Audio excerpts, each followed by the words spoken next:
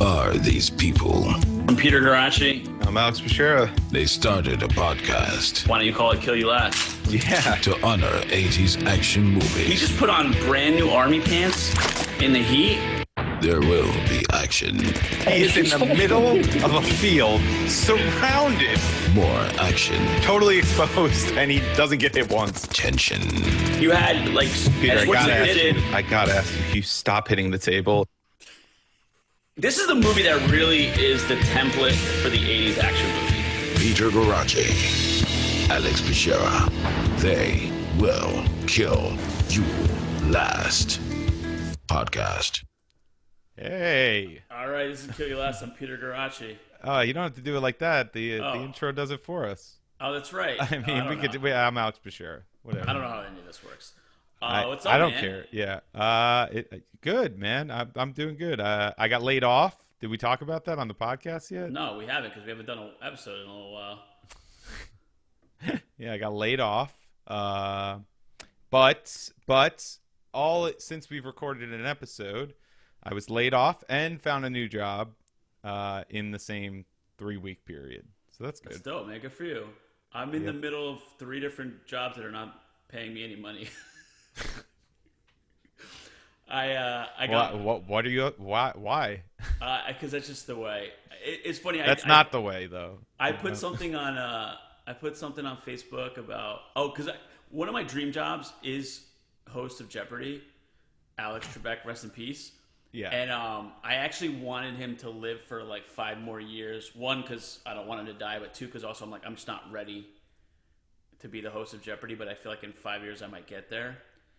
And I put something on Facebook. What the fuck are you talking about? Wait, I'm saying, like, I'm not when at you the say level, ready, what do you mean ready? To like at the level where I would even be in the pool of applicants. You think you're going to be in the pool of applicants for host of Jeopardy in your life?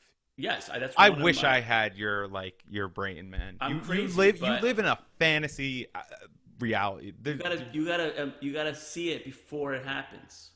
No, but you're literally like you're saying no, not now. I know now I'm not in the pool of Jeopardy host candidates, but in 5 years I will be. That's like how you think about it. Alex Trebek wasn't like he became the host of Jeopardy. He wasn't born the host of Jeopardy. He was just kind of bopping around. Mm-hmm. He was doing a podcast. It's one of the most exclusive jobs imaginable. That was. There's been one guy. Oh, okay. Yeah. Wait, but that was a joke that he. It was true what you said. I mean, he had a podcast. No, I didn't. I missed in that the part. 70s. I missed no, that he part. was like I don't like. There's no like game show host school. No, I know, but they're gonna. Yeah, go ahead. The only reason I even bring that this is like tangential to the story. The reason I bring that up is because I posted it on Facebook, and Johnny McDonald, comic friend of ours who was on the pod. Yeah. He's like you already got like five jobs, man. You're like the white Steve Harvey. And I was like, bless his heart, because I know it looks like I'm doing a lot of stuff, but like none of them are lucrative. Oh right, yeah. So I got my real estate license, which will be lucrative, but right now it's a lot of work for not doing money, which is fine. It's okay. But in the meantime, I'm working like I like hooked up with a guy who's got a painting company to do like. Ew, you hooked up with a guy? I hooked up in the business sense. Yeah, it was a joke. Go ahead. And yeah, painting. It just is not. I think he's firing me without firing me by just being like, "Oh, listen, man, it's gonna be a little light this week," and then every day I wait for a call and he doesn't call me. Mm-hmm. And the reason, I kind of wish he would just fire me instead of like keeping me hanging. But yeah, I don't know. It's stuttering a little I'm bit. happy. Is your connection all right? It's stuttering a little bit. The mic. I'm okay, but yesterday I had trouble. The internet's been bad down here. It might be the internet then. All the windstorms. Oh, okay. We'll power through. That's fine. It's been like, I don't know if you saw the video. They released video of the Verrazano Bridge. No. They shut the Verrazano Bridge because the wind was so bad that the bridge was undulating. What? Well, really? When? Yes. Yesterday or the day before. Jeez. Yeah. No, I hadn't heard of that. That's crazy. Yeah. So I'm glad that you're financially everything's working out for you. Well, it wasn't for a second there. I got fucking laid off. That was. Say again. Did you start your new job yet? No, I start December 14th, which is like 2 weeks from today. Nice. You got like a 2-week vacation to start with. Yeah, I do. Yep. That's cool, man. Congratulations. That's cool. Yeah, I mean, I interviewed like crazy all over Zoom. I basically had my podcast set up, but I would hide the mic like this, Oh, that's smart. and it was like that. Hold on, and it wasn't at night, so I didn't have to use the light as much. Okay, that was it basically. And I'd You just be like, actually "Hi, sound hey." better now. Oh yeah. Yeah, you should just All right, leave I'll it just that I'll way. just leave it like this. Do you know what it is too? It's like Do I really sound better? yeah. Okay.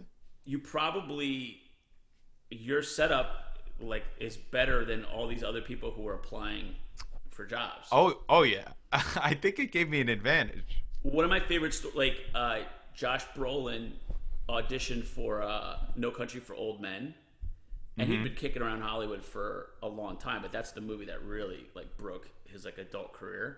Oh yeah. And he sent in an audition tape directed by Quentin Tarantino, and the cinematography was by Robert Rodriguez, Okay. because he was doing the like a movie with the two of them, and the Coen brothers were like, "This is the best looking audition tape we've ever seen." I mean, obviously, it's made by guys who are fucking geniuses. So I bet that like that actually was in your favor, that you actually know how to do. It's a little jar. I mean, you're expecting everyone on a work conference call to have the laptop mic sound, like everyone is. It's just an expectation, basically. So when someone does have a good mic and a good like setup, it is a little bit like, oh, okay. But for an interview, so like on a work conference call where it's just internal, you would kind of look like, all right, why is this guy trying so fucking hard? It's like, come on, like it would be like a little annoying, I feel like. But for an interview or for like a sales pitch, I mean, it's a huge leg up to have like a nice presentation, I think. And it's subtle, and you don't even have to like, you're not even like bragging about yourself. You don't have to mention it. It's just this subliminal sort of, oh, this guy, I remember him. He came across clear and concise. And it's like, yeah, because you could actually hear him and see him. I don't know.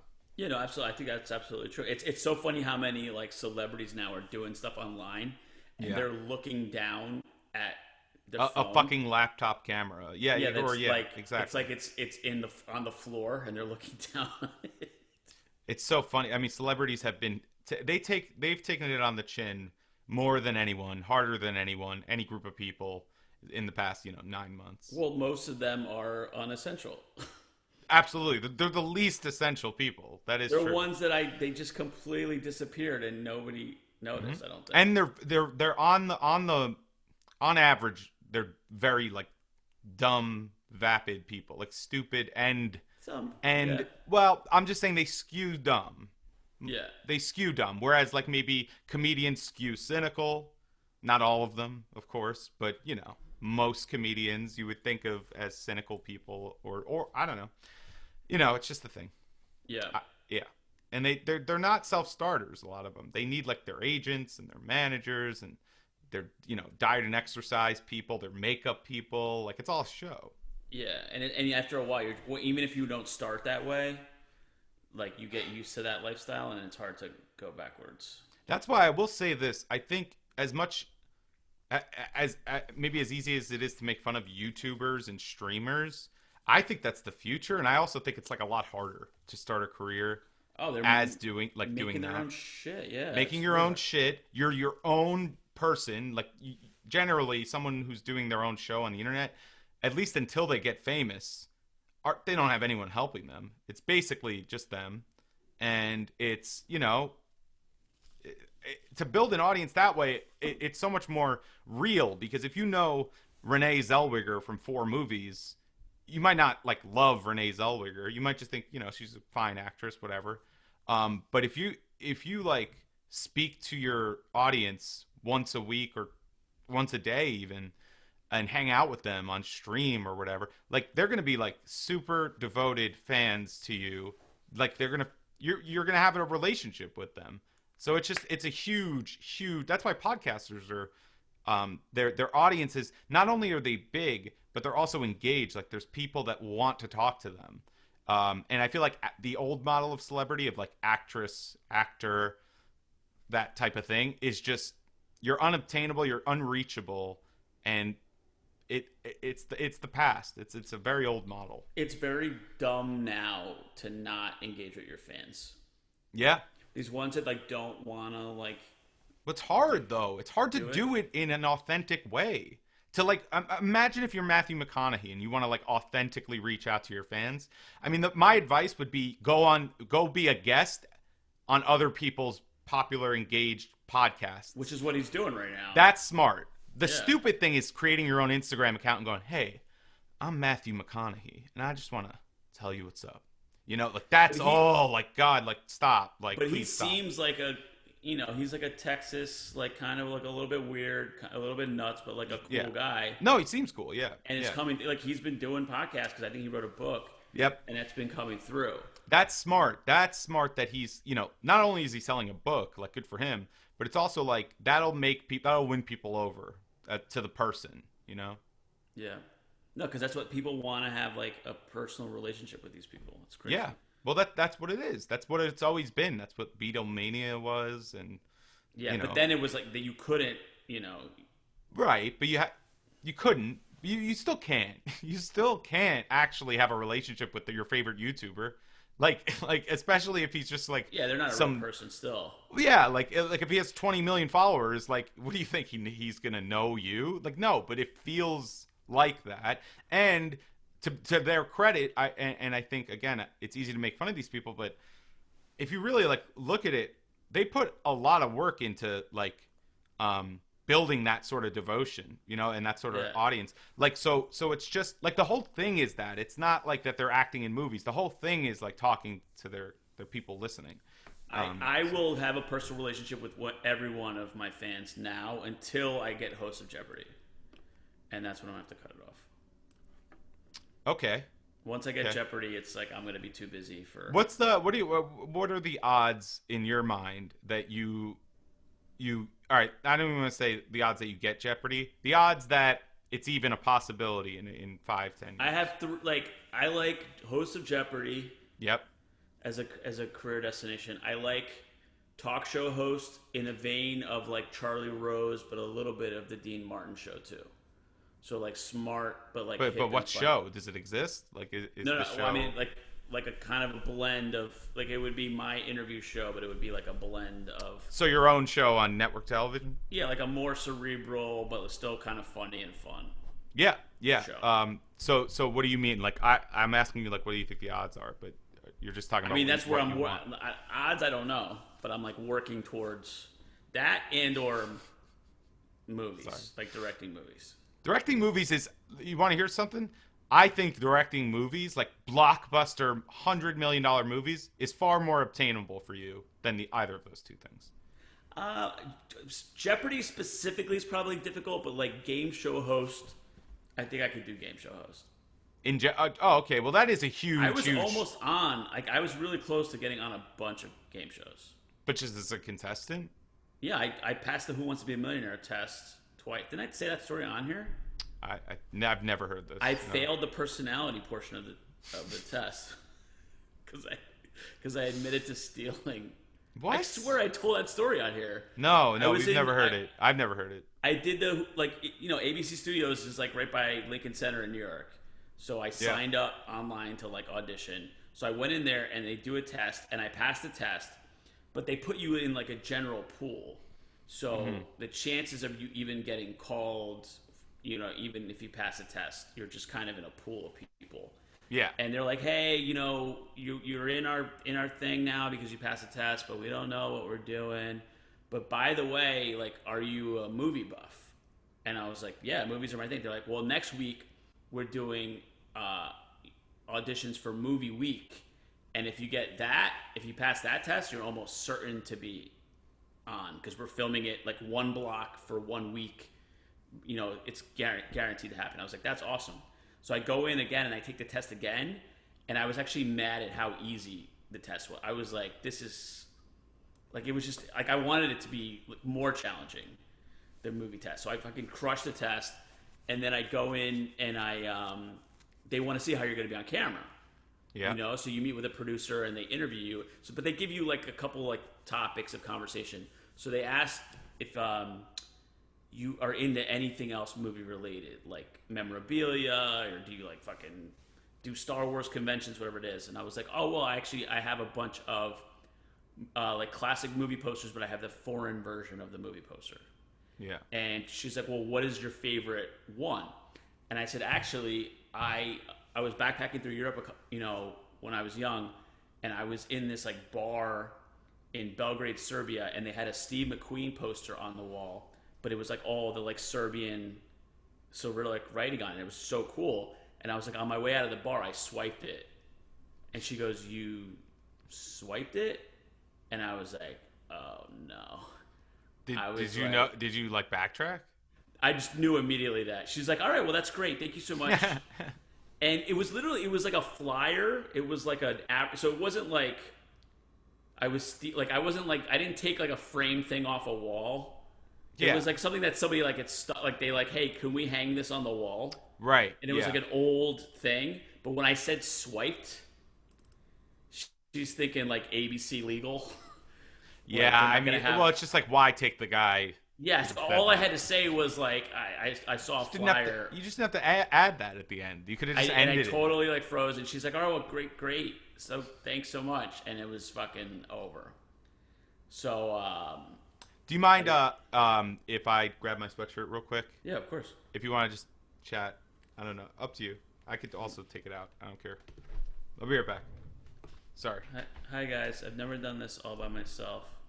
This is Peter Gretsch. Oh, I do want to give a shout out. So sad, like we're doing this on Wednesday, December 2nd. Yesterday, December 1st, kind of fixture of the New York City comedy community, Kenny Ortega passed away from complications of coronavirus, which is nuts. He was in the hospital and in the ICU for a while, and so sad. Like, it's a guy that I met him. I think I met him either a year ago or 2 years ago. No, it had to be 2 years ago. And like immediately was just like super nice to me and like started like hooking me up and just like a really nice, amazing guy. Alex, I was just saying, like, kind of in tribute to like Kenny Ortega passing away yesterday. I don't know if you knew Kenny. He sounds familiar. Yeah. Yeah, Who's Kenny? He's a guy like I know his name. He's the one who started booking me at Yonkers. What? Yeah. He died? He died yesterday from coronavirus. Oh no! Yeah, I met him with you. I met him outside Greenwich one night. That's right. We were talking. He's a really nice guy. Dude, he didn't even barely knew me and started helping me out. And like, he's the reason I was able to like learn how to do 30 and 45-minute spots, because I did 45 minutes for the first time at Yonkers for 4 people. Yeah, and like that's where I learned how to do that. And just a really nice guy. And he was in a coma for a while, then he passed away yesterday. It's just so sad. And it's funny because like I immediately thought about like how nice he was to me and like how he helped me out. And so many other comics in New York City had the same thing to say. It's always the fucking nice people, man. Yeah. But dude, Kenny, that's so upsetting. Oh, yeah, I'm rest sorry. in peace, man. Fuck. I feel Rest so bad for his Kenny. family and his really close friends, but I just wanted to say that about him. So that was pretty sad. It's the thing that's really a bummer is at any other time, a bunch of us would have got together at like 10 o'clock last night and shot the shit and talked about him and laughed and told stories. Yeah. And now we can't do that for obvious reasons. What was the other thing I wanted to say? Oh, have you done any stand-up? Dude, it has been, I mean, no, not any meaningful stand-up in I ran into months. Dean the other day. And I've seen Dean. Yeah. Yeah, and Dean's like, oh, I want Alex to come out and I want to do a show. I know. I see him every now and then, and he just gets so, like, every time I see him, like, I love Dean, but every time I see him, he's like, oh, man, when are you going to just live here again? Like, and I'm like, I can't, like, stop making me feel bad, man. Like, shit's not even over yet. He was real sad, Dean, with me, too. He's so sad all the time. Stop being so sad. I hadn't done anything in the longest time, and then I did a show on Saturday night at a strip club in Jersey. Wow. And it was Where? It was, I think it's called Paradise in Hackensack. Oh yeah, I have heard about this gig. So I've been waiting to tell this. I've told some people like over the phone, but so this guy Rich. Is there a Morgan that works there? I don't know Morgan. It's possible. Like the host of the strip club? I don't know. Oh, that. So it's actually like in the tent behind the strip club. Mm-hmm. And we got there early. It's like the girls are like getting ready. So it's just the comedians. And it was just like a couple of friends of comedians. Like that was going to be the whole thing. And I was like, all right, this is fine. It's still a chance to get up and do whatever. I'm not expecting much. But so as people were up on stage, comedians are like, strippers are like reporting to work. So they're just kind of like walking through and like looking over. And then like the comedian right before me, the fire alarm goes off. So all the strippers come out and they're like 19-year-old boys that were going to get lap dances for them. And they just start piling around where the comedy show is. Oh. So this poor guy's like on stage. He's trying to do his set. And there's just like strippers everywhere. And a fire alarm going off? Fire alarm going off. Oh my God. You got to stop. You can't, you got to just keep going. Security guard is yelling at everybody to put their masks on because if the fire department comes, it's going to shut us down. Absolutely. I'm supposed to go next. Oh my God. This is a disaster. It's like all like just everyone's, there's just like a lot of agitation in the area. And then the host calls up some other girl first to do her set. And he's like, sorry, man. I just thought with all these strippers here, they would have rather seen like a female comedian. And I was like, what's the logic? First of all, why is the security guard making decisions like that? No, this is the host of the show. Oh my God, what a fucking idiot. I don't know why they did that, but I was like, but it actually worked in my favor because I went right afterwards, and by then everything had kind of settled. Like the strippers were still like right next to me, but at least everyone had kind of settled down. Yeah. And it's funny because the guy who originally got interrupted, he asked to go back up for 1 minute to pitch his book that's on Amazon. And I got up, and first thing I said was I was like, yeah, this looks like a real book buying crowd. So I'm really glad you were able to. It's funny. Good job. Able to get up there and pitch your book. Yeah. And then I was like, I just fucking roll with it. It was just fun. And yeah, you're a funny guy. I'm sure you were able to riff on the situation. I totally, and even some of the guys were kind of like looked up from the strippers to actually like yell stuff out, but like in a this cool guy's way. pretty good. Yeah. Not in a bad way, but in a good way. All hard and shit. Like they're all fucking, their dicks are all hard. And this guy's pretty funny. Yeah, this guy. Hey, you hear what this guy said? It's not that bad. Yeah. And mid-set, the security guard comes up from behind me and just yells into the microphone, "Everybody put on your fucking masks." Scared the shit. No warning. Nothing. And I'll tell you, I haven't felt that alive since the start of the pandemic. Oh, that's good, man. Those are the kinds of shows that that we're gonna talk about years from now. Like that's what I missed. Yeah, no, I'm it's not that I don't miss it. But look, every show, look, that's nice. That's fun. It sounds like a fun story. But it's like every show is going to have some sort of element of like a catastrophe, kind of like that. But in that way, look, that's funny when you do it once. But if you had to deal with stuff like that, like on a weekly basis or even like on a monthly basis, that would just get so old. Like, I don't know. My whole thing is... I'm kind of down about it. My whole thing for a while... And I was really down about it for... I just don't see an option. Like, like nobody that's... Dude, even the super famous comedians are basically not doing stand-up. Like, even the ones that have the ability to do it. Like, my thing for a long time has been, like, you don't want any individual set to mean that much. Because you want to be able to get up there and play, and if you have a shit set, you're going to get up next, and it's going to be fine. And you have an amazing set, and it doesn't really matter because you're going to do 5 more. The problem now is that it's now been 5 days, and I haven't gone up again. Oh my God, that's it? Well, I mean, I'm saying like the sets are like few and far between now. Yeah, so each one means too much. Yeah. Yes. Good point. Yep. So, because that's how you get good at stand-up is they don't mean anything. Yeah, you throw them all away. So many of them. So that way, when you're on, in front of 500 people and it's really important, it's just another time that you're running your set. Exactly. You know. No, I know. I know exactly what you're talking about.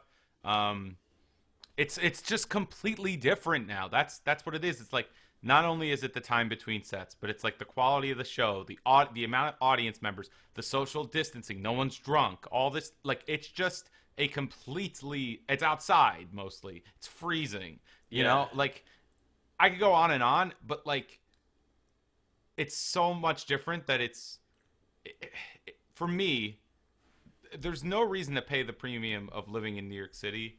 And if I'm not living in New York City, then it's really hard for me to have a job where I work from home and I have to be here from, 9 to 6 every weekday. What am I going to do? Drive into the city every 7 o'clock every weekday to do outdoor shows? I could do that, but why would I do that? And not only would it be a costly thing to do, just money wise, it's also, would I be getting, am I really doing stand up? Like, mostly no. And yeah, sometimes yeah, but I don't know. Maybe I'm just thinking about it the wrong way. I probably am. But it's kind of like beating it out of me. Like I used to be so passionate about wanting to do shows and, but it feels like they took it away. Like there's no more stand-up to be passionate about. I don't know. So that's, then not to be a huge bummer. Sorry. No, but then you got to find that for yourself. You can't do it if it's like drudgery. So you got to figure that out for yourself. No, I know.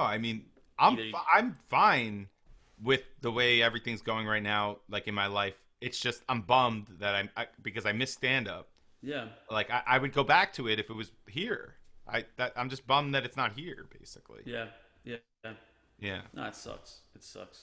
I know I know you feel a little bit the same way too. No, I totally do. Yeah, I've been like, and I go through phases too where I'm like, damn it. I was like, I missed the consistency and the like every week I'm doing X, Y, and Z. Right. Because then like everything you do, leads to more stuff. And like running into Aaron Berg on McDougal Street. Yeah. Him asking me to do In Hot Water and then doing that 2 days later. And, and then running into other people and the hang. Like, I miss the hang more than anything else. No, me too, man. Me too. Oh, it sucks. Yeah. What are you going to do? On a happier note, we're doing this a little bit different this week. So we actually had a request from a fan. Yeah. His name is Nick Peticchio. I think I'm saying that right. He's from London. We've actually, like, everybody who reaches out online, a lot of London, always from England, which is cool. Yeah. And I actually missed his message. He wrote to me a while back, but it didn't come through on Facebook. But he's literally like, "Is this the Peter Garaci from Kill You Last?" Which I think is funny because he could have accidentally wrote to my cousin, and my cousin probably would have just been like, "No." And not helped him at all. Not directed him in the right direction.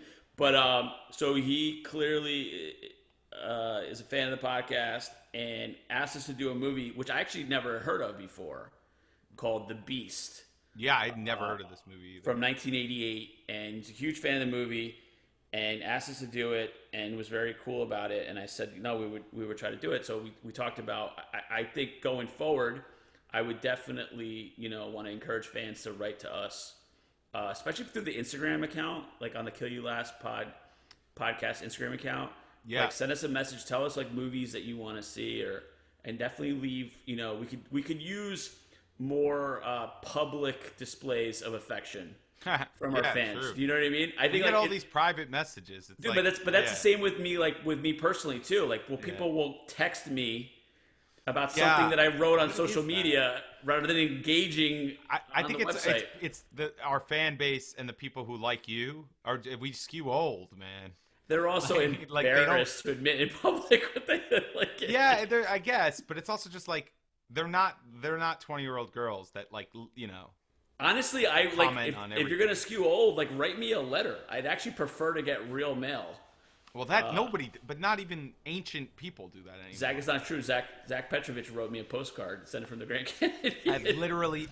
That's beautiful. Because I asked him specifically to send me mail. That's amazing that he did that. Hey, I asked him. I was like, "Will you do me a favor? Will you send me a postcard?" He wrote it to the Garachi, but my mailman knew where to bring it. That's so funny. So, Nick, unfortunately, though, when you ask somebody to love a thing that you love, the chance that you're taking is that they're not gonna love the thing that you love. Oh, you didn't like it that much? I liked it okay. I have a few things. Well, we could talk, I guess. So we should kind of set the groundwork because this is a movie that's not very well known, but it's got it's got some interesting elements to it. It was directed by Kevin Reynolds, who basically directed like all the big Kevin Costner films. So he did Robin Hood, he did The Postman, and also created Hatfield and McCoy's, which was like a miniseries that kind of like was like a career resurgence for Kevin Costner.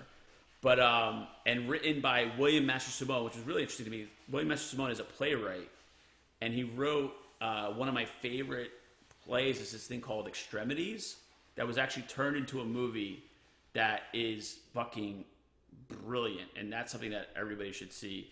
It's about especially now, it's interesting now to look at it like 30 years later, but it's they made a movie version with Farrah Fawcett and James Russo, and James Russo is one of my favorite actors, and Farrah Fawcett is amazing in this.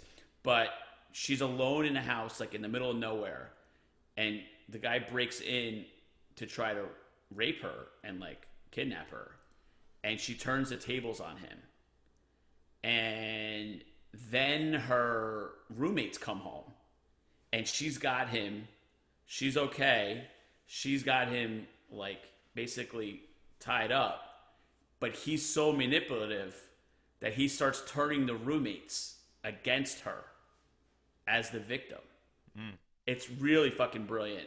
Really amazing. Yeah, so apparently this was a play first, which I cannot see how this movie. How the fuck could this have been a play? Yeah. So it's about a tank. It's about a Russian tank lost in Afghanistan during the Russian-Afghanistan war in like late 70s, early 80s. Yeah. And my first problem with it is it's a bunch of American guys playing Russians. Right. But there's nothing about them that says that they're... It's all like, I didn't even realize they were Russian until... Yeah, and it's like they don't even... Like they're using like American slang even, you know what I mean? Like everything about them. That's a huge thing that took me out of it was they're American people for sure. Culturally, they're speaking English, obviously, but that I could get past. Which is fine. That's fine, but they're culturally American. You're right. Like Dolph Lundgren playing Ivan Drago is not Russian, but he at least made an effort to be over the top Russian, like foreign. He's like a caricature. Yeah, he's not. He's definitely not playing like a regular dude pretending to be Russian.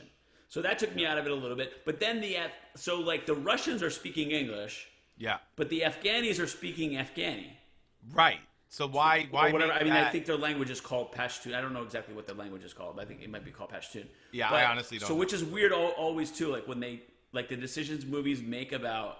Yeah, why make the Afghanis not just speak English too? Because you already made the Russians speak. I guess it's so that when they come in contact with each other, they're not speaking the same language. Right, but if you're going to do that, why not? I just don't understand making it American English for the whole first half of the movie for most of the movie. And also, so it's like, at this time, like the Soviets are our enemies. You're right, though. Hold on. A real plot of the movie, a plot point, is that they have to be able to communicate, even though they don't speak the same language. Yeah. So that part, that's great. I love that. Yeah. So Stephen Bauer plays the Afghani guy he's great, and he was Manny in Scarface. Yeah. He's a Cuban guy, which it's funny because a lot of things have gone like way over the top with everything, of course, with like. You can't have representation. Yeah, where it's like you can't have this black woman is not even black enough to play this other person. It's like really. But I definitely understand where it comes from. Like if you go back and watch Breakfast at Tiffany's and Mickey Rooney is playing a Japanese caricature, it's it's uncomfortable. No, that's the thing about these people. They have a point. They just take it too far. Yeah, but they have a point. There's a lot of actors that wouldn't have had a career if you're only allowed to play the ethnicity that you are. Of course, that shouldn't be the way it is. Like, of course you. But there's something to like respecting. Yes. What you're doing, and Stephen Bauer as a Cuban American, I think does an amazing job. Unbelievable job of portraying like are, well, you know what? Maybe we're biased and like we think we know what Afghanis are like, but it was a convincing performance. It's like, it really was. I know what good acting is, and he's good in this movie. Whether or not an Afghani person will be like, well, that's the thing. I don't want to speak for them. Yeah, he touched his hair the wrong way or whatever it is. Right. Like, that I don't know. But as far as like good acting, he's really good at this. Yep. And then the other, like the I wanted to say the American lead, but like the Russian guy is Jason Patric. Right. Who? So I guess he like so they like kill a guy with a tank at the beginning of the movie for really no reason. They viciously kill an Afghani guy. Well, I guess they're in the enemy territory. Yeah, they get lost and they're by themselves. And well, the command basically there's the lead guy, right? That's Jason Patric. He's like the protagonist of the movie. Yeah, the guy with the glasses. Right. So his commander, and there's like 3 of them: Jason Patric, 2 other guys, and then the commander. Well, it's funny too because like one of them is like a young Stephen Baldwin. Right. And the other guy looks too much like Stephen Baldwin. Do you know what I mean? So it's like it's easy. Yeah. I can if there's 2 blonde women in a movie, I'm out. I can't even keep track. You know what I mean? It's like you have to differentiate the characters more. I wouldn't take it that far. You could have 2 blonde women in a movie, but this was a little. There's a reason that they put like certain actors together. Do you know? Like they know that audience. You know what I mean? Like the audience will remember. Right.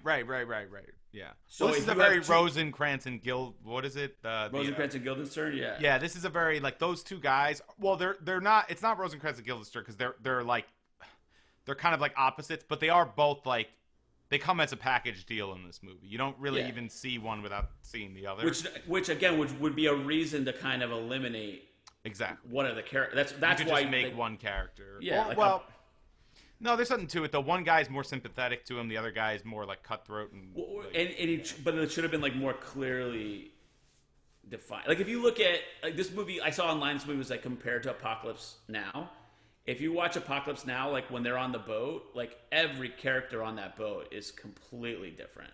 There's no mistaking. I mean, they're supposed to be archetypes. Like you don't need 2 guys that are kind of the same. I mean, I would push back on that a little bit because one guy is a complete follower. So you have the commander who's just like evil, right? Yeah, like, he's just Jordan like Sunda, I think is how you say his name, he's evil, mentally ill. Was obviously, you find out later in the movie, terribly abused and traumatized as a child. So I guess that explains his behavior now. But he's just he's a maniac. He basically, at one point, they get rescued by Russian helicopters. Yeah. And he makes his crew go back in the tank with him. They know the tank is breaking down. And they know that they hit a dead end. They have to turn back to where the Afghanis are, tracking them. Waiting to ambush them, yeah. Right. And because he doesn't want to abandon his tank, which is an inanimate object, he's not only willing to put his own life in risk, he demands that the other 2, the Rosencrantz and Guildenstern, that they put their life at risk as well. And I will say, one of my things about it was a little cartoonishly evil. This guy, he's like a dumb and evil guy. Like he makes stupid decisions that are always evil. So I just like, I could watch the movie and enjoy it absolutely, but when there's a character like this, it always takes me out of it a little bit. That and the American English, even though they're Russian. But then the Afghani speak Afghani or whatever. That took me out of it, and then the cartoonishly evil took me out of it. But I will say, acts 2 and 3, maybe 2.5 to 3. Like I liked the end. I liked the middle to the end of the movie. I thought the beginning was entirely too slow. They took way you know what's funny is setting it up. I felt the same way too. It's like it didn't hook you. It's like this guy's like learning to be like an action director. And he needed like a better like beginning set piece. His beginning sucked, honestly. I was about to like bail from this movie. I thought the ending was beautiful. I loved the way it's shot, the music, everything about the ending is great.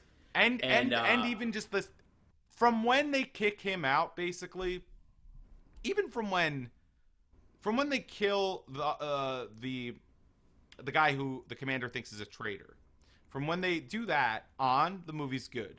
It's like a really, like, it gets like riveting almost. And then they leave the main character to starve by himself. They tie him to a fucking rock, which is crazy. Yeah, that whole sequence too. Yeah, there's a lot of weird, like, carnage in this movie. Torture, yeah. So there's, like, the grenade, like, exploding dog, which you see. Yeah, like, you don't really see, but then you notice, like, blood everywhere. You're like, oh yeah, that fucking wild dog got blown up by that grenade. Yes. And then there's, like, the random finding of the hand, the severed hand later in the movie. Oh yeah, movie. Yeah. It's like the beats, like, the action beats were not, like, he needed to hit the action beats better, if that makes sense.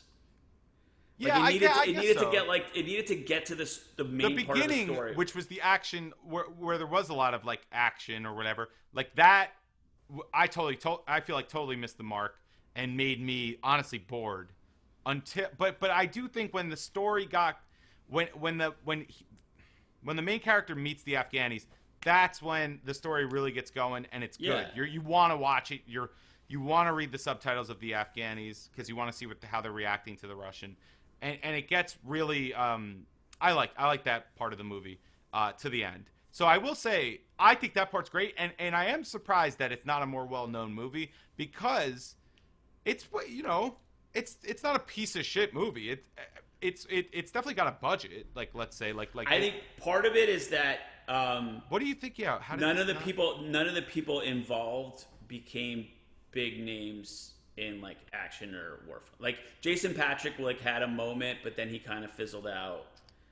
Stephen Bauer, like, kind of never really caught on. The director, it's like no one really knows his name, even though if you list his movies that he directed, they're big movies. So there's not really much to hook into, and it doesn't connect to, like, it's better than a lot of bullshit. Yeah, action but there is bullshit Schwarzenegger movies, but people will go, "Oh, that's an Arnold Schwarzenegger." That's Schwarzenegger. Movie. No, I understand it. It's not. You're right. That's a good explanation for why it didn't catch on. But I will say it's a good movie. Like, it's not. I don't think the reason it didn't catch on is because it's a shitty movie. No. It's just like there's nothing to hook into, especially in the beginning of this movie. Yeah. Like if now, I'm 13 years old watching this movie, I don't like this. I don't know, like Bruce Willis's second movie. Yeah. You know what I mean? Like, or, because someone that later went on to be like a blockbuster mega. Yeah. And Jason Patric was always kind of like on the cusp of it. I've seen him. Yeah, he's in. I mean, the first movie he did was Lost Boys, which we talked about doing. That movie, like, I was amazed at how much that movie held up, and he's great in that movie. But he just never, and he's kind of like popped up here and there in the last couple of years, but he's got good pedigree. He's Jackie Gleason's grandson.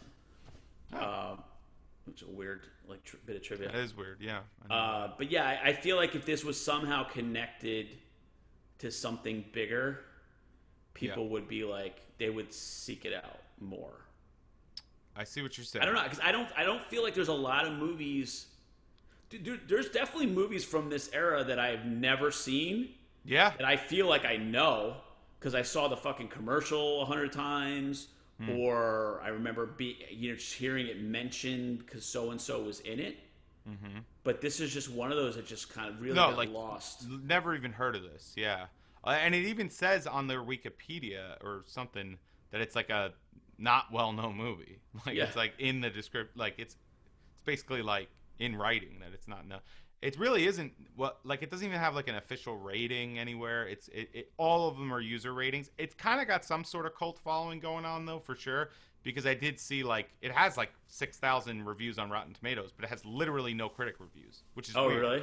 That's weird. It's weird to have thousands of user reviews and not one critic review. So it's definitely, I'm sure it's got its following. Oh, for sure. And it's cool. Like it's definitely cool to find something that I hadn't heard of before.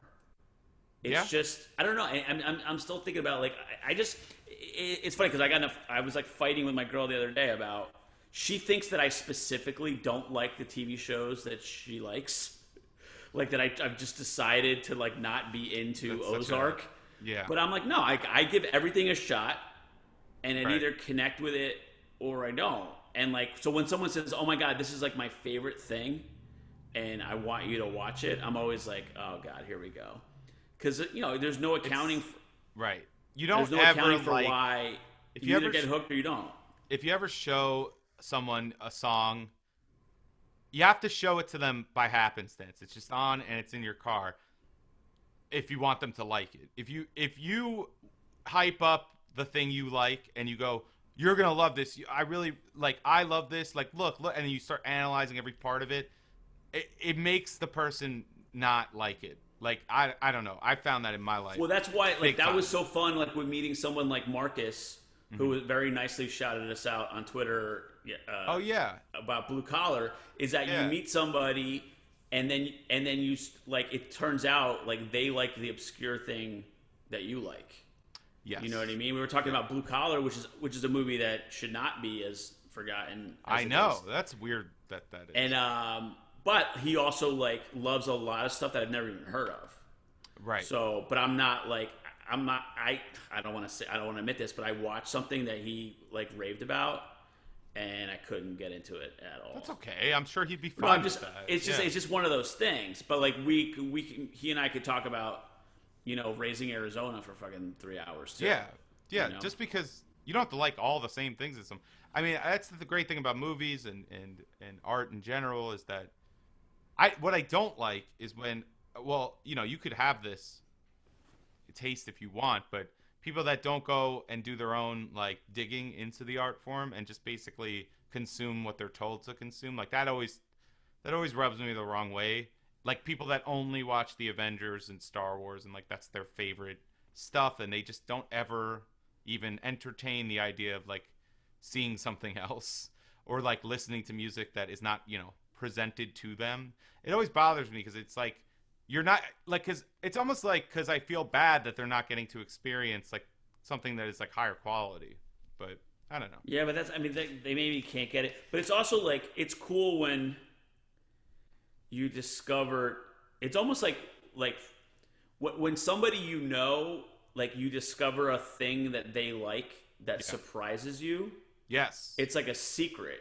it's like a part of their personality that you Like didn't know. I have like an uncle who like one day I was at his house and like Taxi Driver came on, and it like just made him think about like New York in the 70s, and like he and I like watched Taxi Driver together. My mom saw Taxi Driver for the first time recently, and I was like, I can't believe you've never seen it, because my mom's almost 60. She's pretty hip too. And she loves movies. Yeah.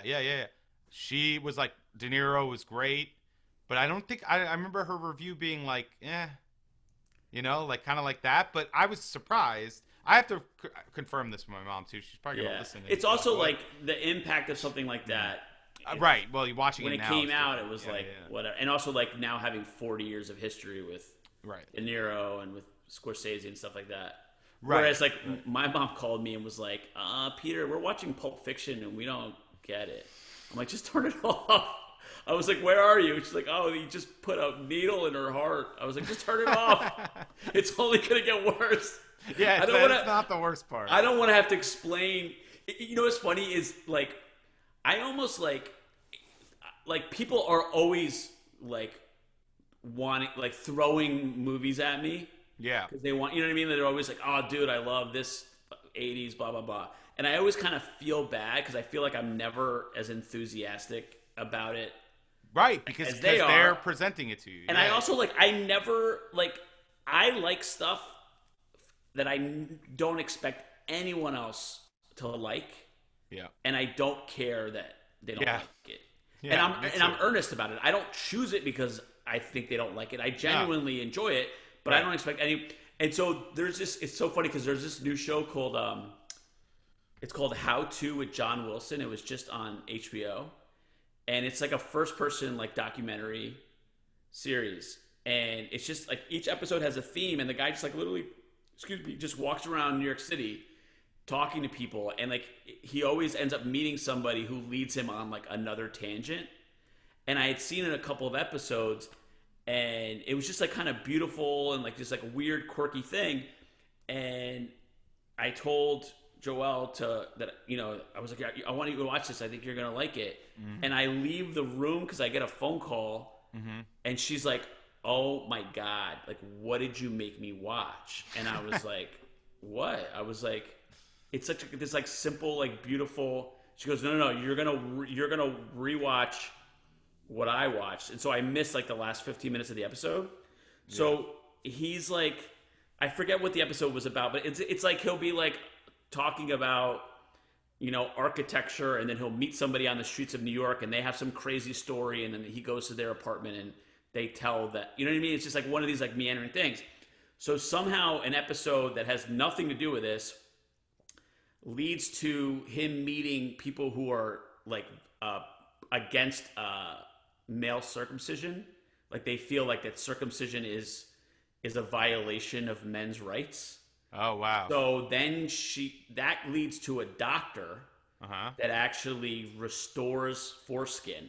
What? And the guy... Is that possible? Well, the guy unprovoked takes his pants off and then shows this device that he has that like pulls and stretches. So it's like full on. Fuck? Wait. And she was like stunned, and I was like, "Did you think that I set you up for this?" Well, yeah, you kind of did. Though. But like no other episode had any nudity, had nothing in any way. There was no way I could have predicted this was going to happen. And I was like, this is why I don't suggest that anybody watch anything that I like. Imagine you like suggested that to your mom or something. Oh, I almost did. Did you see his penis, Mom? It's like 5 minutes. No. He's got this device that pulls and stretches. He literally, it ties to the headboard of his bed. It's like, what? So he's laying there with the fuck. Dude, but it was like I was like, oh, I gotta leave the room. You just keep watching this without me. So she thought that I was like setting her up. No, but I can't get over this pulling down and the headboard and the stretching. That's got to be far more like damaging to your penis than the circumcision was. He wears a weight in his pants that pulls. This guy hates his dick. He hates it's a dick abuse. He's so mad at it. Oh my God. Wow. There was no way I could see that coming. Wow, that's weird. That's funny though. Oh, and that's why I don't like to recommend TV shows to people, especially now. It's like everything, it used to be like there was like standards of like what was like sort of PG rated for television that you wouldn't, you wouldn't know, you wouldn't think that your mom might accidentally see, a male rape scene if she's watching like one of the most heralded movies of all time. Well, it happens. I mean, that's probably the only one, but But it's something. It's one of those things where it's like there's been so many times where I've gotten a call from my mom. She's like, Peter, I saw this movie. Everybody's talking about it. I don't get it. It's so stupid. The guy's raping the other guy. Like what? It's like I don't watch anything. Yeah. Don't watch anything. No, you're right. I hate showing people stuff because it's always just a letdown if they're not into it. There's no reason. There's just no reason to do it. But that being said, it's really cool for this guy Nick to reach out to us. Oh, yeah. That being said, do the opposite with us. No, I don't. We're a show that talks about movies, so it's completely different, obviously. Yeah, please, you guys tell us. No, we definitely want people. Please engage more with the, leave a review. Especially on YouTube, like share and like and comment. Yeah, link something even because it was actually hard to find this movie. I know it's on Amazon, so you told me it was on Amazon, and I logged into like my mom's Amazon, and I was able to watch it. But this is the first movie we've done. I can't believe I didn't bring this up. First movie that you didn't do anything could not find anywhere. Could not. It was not available. Nobody in the world is sharing this movie illegally. So you actually had to do it by legit means. Yeah. I did. Shame. Unfortunately, I had to stream it. Yeah. I hope all these guys got a couple of pennies because you streamed it. I don't know how that works. Do they I don't know how it works make either. money off that? Probably not. I guess they license it. There's no way they're making much money off that because you're paying Amazon $5 a month for Prime. What is it, like $7 They're a gonna month do. for Prime? Dave Chappelle's gonna get up. Dave Chappelle's gonna get on Instagram and say how he's not making any money off these. I love how powerful. Like Chappelle's such a good comedian that he's more powerful than Viacom. Yeah, isn't that wild? I was watching it and I go, this guy he's an amazing storyteller. He's an unbelievable speaker. He really is. Like a compelling speaker. Everything he talks about. Mesmerizing. Yeah, it's But then really I was great. like, wait a minute. What is he actually saying? Yeah. 30 years in, this guy is just figuring out how showbiz works? No, he's not. He's just using his power of storytelling to fuck Viacom. He's and doing the fact that he doesn't That's what I like about it. The fact that he doesn't mention Charlie Murphy one time. Like, my thing is, Charlie. What do you mean? Charlie Murphy, no Chappelle Show success. Oh, for sure. I mean, all he was a huge the part best of the show. stuff, but on no that show. Chappelle's show. I mean, come on. Yeah, but what made that show blow up was the Rick James. Right, but Chappelle's. It was his idea to have Charlie Murphy on the show. I know, and do that exact thing. But Charlie Murphy was telling stories. At yes, lunch. and Dave goes, we have to recreate this thing, and it was brilliant the way he fucking did it, dude. So say fucking thank you to Charlie Murphy. Listen, Charlie Murphy, rest in peace. He's dead. Like, what are you supposed to say? Thank you, Charlie Murphy. By the way, fuck Viacom. Like, it's kind of a mixed message to start saying that stuff. Well, because it's also not. I'm not rooting for the corporation in this, although I will say it's interesting that one man has that much power. Yeah, because one man did not make that show. It is a collaboration. Right. But none of them are making money. Like, the only people making money off it are none of the people attached to the show. So it's not like Chappelle is speaking and, like, fucking over Ashy Larry, or Donna Rollins. I'll use his name. I did a local commercial in Elizabeth, New Jersey. Got paid $25. I've never been paid any residuals. That commercial runs like 5 times a day in the local market. It's the cost of fame, baby. That's what you're gonna do. All right. One day when I'm hosting Jeopardy, I'm gonna be laughing all the way to the bank. Dude, if you ever host Jeopardy, I'll have this recorded and we could just listen to this podcast. I just don't believe in you, man. But if you do it, what does that mean? It was meant for laughs. But if you end up doing it, I will egg on my face. I will. Somebody said a bunch of other comics we know said Price is Right was more my lane. For you? And I was like, I'll take it. I'll take it.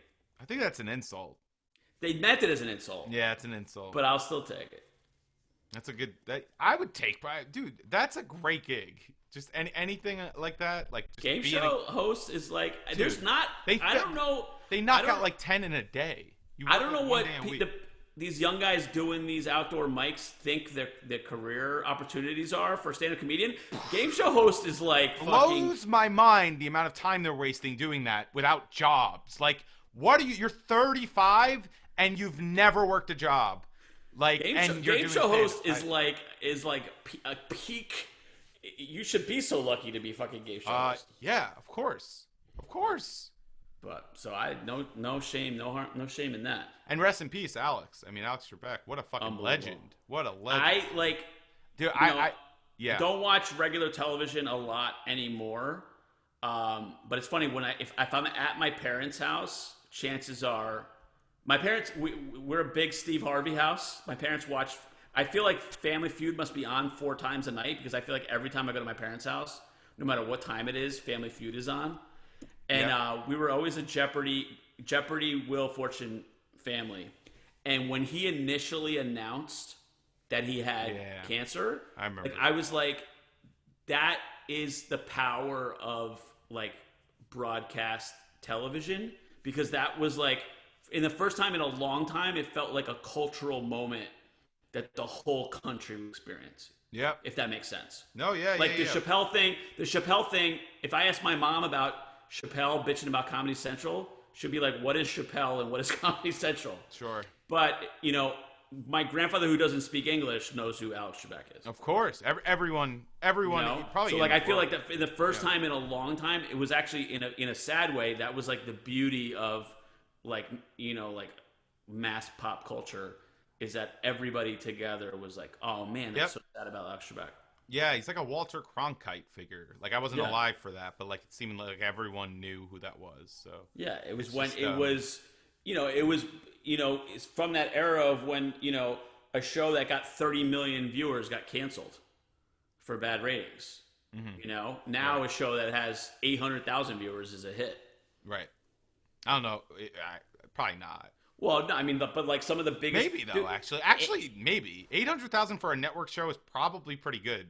And Anderson Cooper, like the big names on like TV news, like they don't even get 1 million people a night watching them. Really? That is upsetting. Yeah, It's maybe so like low. some of them get like 1.5 million too. Some of them less than 1 million. I assume some of them. Tucker definitely pulls in some numbers. Tucker is like the next 3 guys combined. Yeah, he definitely pulls in numbers. Yeah. All right. Well, I gotta run. But this was a fun episode. I'd love to do more of like fan For sure. requests or just anything like that. This was an interesting one too because I kind of liked that I hadn't heard of it and nobody had really heard of it. It was good. I enjoyed it. We're all learning here. That's all we can do. Yeah. All right, man. Till next time. Yeah. Bye everyone. Stay safe, and we'll be back soon. It won't be Peace. a long break this time.